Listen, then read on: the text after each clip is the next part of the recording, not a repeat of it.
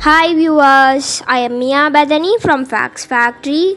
In this video, first we are gonna see about a man who has fallen to death off a cliff, and the second news is about Israeli PM's wife may have violated lockdown with haircut. Before we continue, we got a little challenge for our amazing viewers.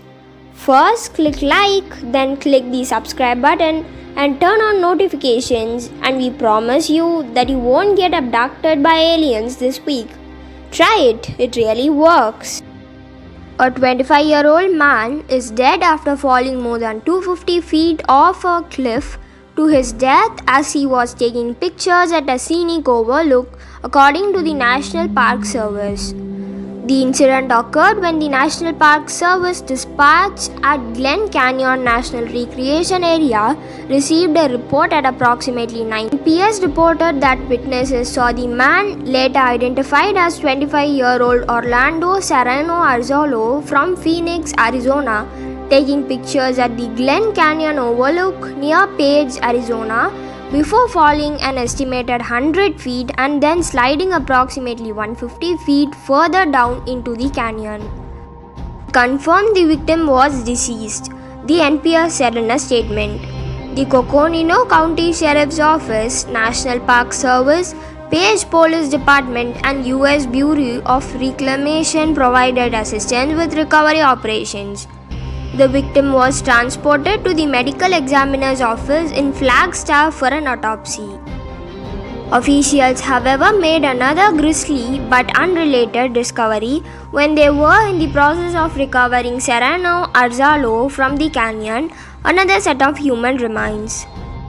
Officers from Glen Canyon National Recreation Area and the Coconino County Sheriff's Office discovered bones at the base of the Glen Canyon Dam overlook on Sunday, October 4, that have been determined to be human remains, the NPR said in a separate statement to the one about SerranoArzola. The discovery was made while recovering the body of an unrelated fatality in the same location. It is not known who the human remains that were found while recovering SerranoArzola belonged to, how long they had been there for, or how they got there in the first place.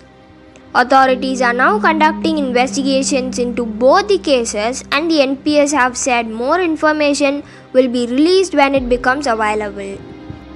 The next news we are gonna see is about Israeli PM's wife. Israeli Prime Minister Benjamin Netanyahu's wife may have violated the country's coronavirus lockdown by inviting a hairdresser into the official residence last week to prepare her for a public service video advocating the wearing of masks. The incident, first reported by the Yediot Ahronot Daily, was the latest in a string of lockdown violations by Israeli leaders. Yediot reported that Sarah Netanyahu had a hairdresser visit on the evening of the festive Sukkot holiday.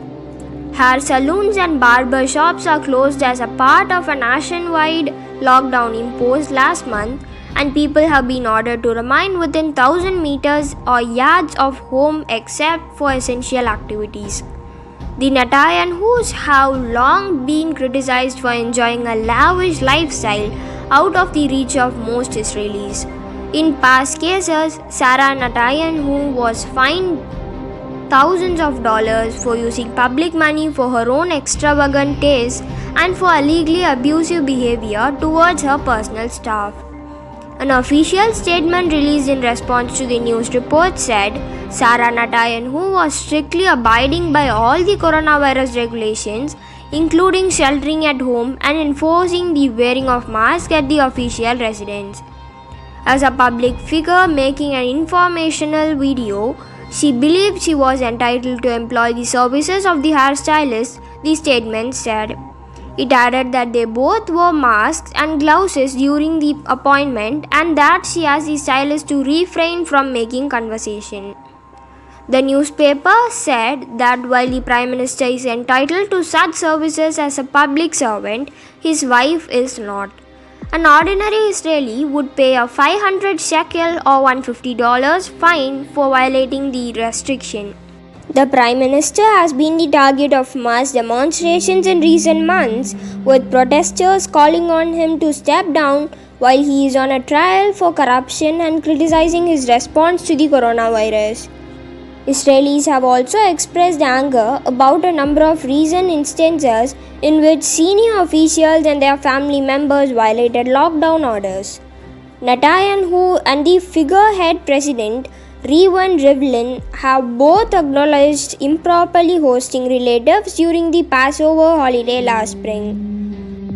A cabinet minister from Netanyahu's Likud party, Gila Gamliel, sparked uproar this week when it was discovered that she improperly traveled to the northern city of Tiberias for the Yom Kippur holy day last week and contracted the coronavirus.